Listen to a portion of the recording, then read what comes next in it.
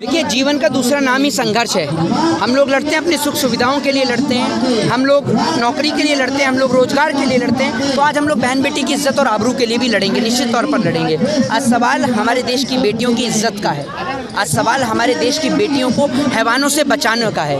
आज सवाल हमारे देश की बेटियों को भाजपा के नेताओं से बचाने का है। तो हम लोग संघर्ष करेंगे और जब तक इंसाफ और न्याय नहीं मिलेगा, हम लोग संघर्ष हमारा जारी रहेगा। कल एक सवाल आया था जी, उन्होंने बोला कि मेडल तो 15 रुपए में मिलते हैं जी, पैसे वापस करो जो आप पे खर्च हुए हैं। ये मैं आपको बताता हूँ कि ये देश के जितने भी खिलाड़ी हैं, जितने भी पहलवान हैं, उनको अपमानित करने का काम किया है। मेडल की कीमत अगर 15 रुपये होती है तो एक जो एथलेटिक्स जो होता है, एक खिलाड़ी जो होता है, एक रेसलर जो होता है, वो लाखों रुपया लगाता है अपने शरीर के ऊपर, अपने शरीर की डाइट के ऊपर, तब जाकर वो देश का गौरव रोशन कर पाता है, तब जाकर वो गोल्ड लेकर आता है। आप उसकी कीमत 15 रुपये से अगर लगाते हैं तो इससे बड़ी शर्मसार कोई बात हो नहीं सकती। दूसरी बात मैं आपसे ये कहना चाहता हूँ कि आप एक बात मुझे बताइए, आज आपने 15 रुपये कीमत जो लगाई है, कल को जो देश के जवान जो सरहद पे अपनी जान गंवाते हैं, सरहद पर शहीद होते हैं, उनको जो सम्मानित किया जाता है, वीरता पुरस्कार से सम्मानित किया जाता है, शौर्य पुरस्कार से सम्मानित किया जाता है, आप तो कल को उनके लिए भी कह देंगे कि इस मेडल की कीमत 15 रुपये है। मेडल की कीमत नहीं है, कोई किसी को मेडल की जरूरत भी नहीं है। मेडल की जरूरत क्या है ये बताइए ना आप मुझे। जब देश का तिरंगा लहर गया विश्व में, वो सबसे बड़ा मेडल है। मेडल की जरूरत किसी को नहीं है, लेकिन वो मेडल जो आप उसकी कीमत लगा रहे हैं ना, आप तिरंगे की कीमत नहीं लगा सकते। आपने मेडल के जरिए देश के तिरंगे की कीमत लगाने का प्रयास किया और ऐसे व्यक्ति के ऊपर हमें शर्म आती है। ब्रजभूषण शरण सिंह, जो कि ना तो कुश्ती से उसका कोई लेना देना है, ना आज तक देश के लिए कोई भी एक गोल्ड मेडल लेकर आया। अगर 15 रुपये में गोल्ड मेडल आता है तो आपका आधे से ज़्यादा खानदान कुश्ती से जुड़ा हुआ है। 15-15 रुपये के गोल्ड मेडल क्यों नहीं मंगवा देते? भैया तू खुद क्यों नहीं लेके आ जाता गोल्ड मेडल? क्यों नहीं लेके आ जाता? तू तो 15 रुपये की बात कर रहा है, मैं तेरे को 20 रुपये देता हूँ, 50 रुपये देता हूँ, तू लेके आ जा गोल्ड मेडल, क्यों नहीं लेके आता? ये इतनी बड़ी तोंद लेकर तुम कुश्ती संघ में बैठे हुए हो, इतनी बड़ी तोंद लेकर तू 2 किलोमीटर भाग नहीं सकते और तुम बात करते हो कुश्ती में गोल्ड मेडल लेकर आने की है? तेरे घर परिवार से कितने लोग हैं जो कुश्ती में गोल्ड मेडल लेकर आए हैं, जरा बताओ। BCCI, अरे भैया देश के चौकीदार तो चोर हैं। देश के चौकीदार कहते हुए विजय माल्या भाग गया, नीरव मोदी भाग गया, मेहुल चौकसी भाग गया, तो देश के चौकीदार कहाँ हैं?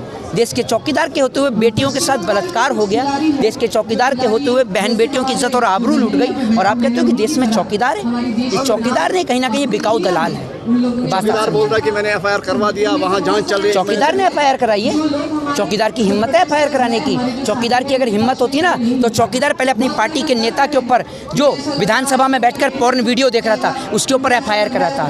चौकीदार की हिम्मत होती तो इनकी पार्टी का बलात्कारी MLA कुलदीप सिंह सेंगर, उसके ऊपर FIR कराता। क्यों नहीं कराई भाई? ये संघर्ष कब तक रहेगा?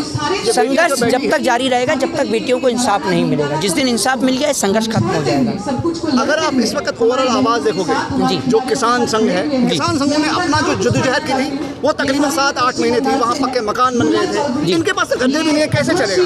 देखिए, मैं आपको एक चीज़ बताता हूँ, धीरे धीरे सब चीज़ें होती हैं। अगर इंसाफ नहीं मिलेगा, ये जंग यहाँ पर जारी रहेगी। कश्मीर से कन्याकुमारी तक हर एक व्यक्ति यहाँ पर आ रहा है, और मैं ये कहना चाहूँगा कि जिस पिता की बेटी है या कोई किसी माँ का बेटा है, उसको यहाँ आकर अपनी बहन बेटियों को समर्थन करना चाहिए। ये जो बेटियाँ यहाँ पर बैठी हैं, ये बेटियाँ किसी एक माँ की बेटी नहीं, ये पूरे देश की बेटियाँ, ये याद रखिएगा। ये किसी एक परिवार की बेटी नहीं, पूरे देश की बेटी हैं, क्योंकि इन्होंने जिस दिन भारत देश के तिरंगे को विश्व में लहराने का काम किया था, उस दिन ये पूरे देश की बेटी हो गई थी। ये बात आप याद रखिएगा। भाजपा कह रही है कि यहाँ पे सियासत हो रही है, बहुत सारी सियासी जमातें अपना दुकान, अगर भाजपा की यहाँ पर सियासत हो रही है तो सियासत भाजपा यहाँ के बंद क्यों नहीं कर देती? नरेंद्र मोदी वहाँ जामा मस्जिद पर जाके मन की बात कर लेते हैं। मोदी जी के पास इतना समय नहीं है यहाँ आकर बात कर लें देश की बहन बेटियों से।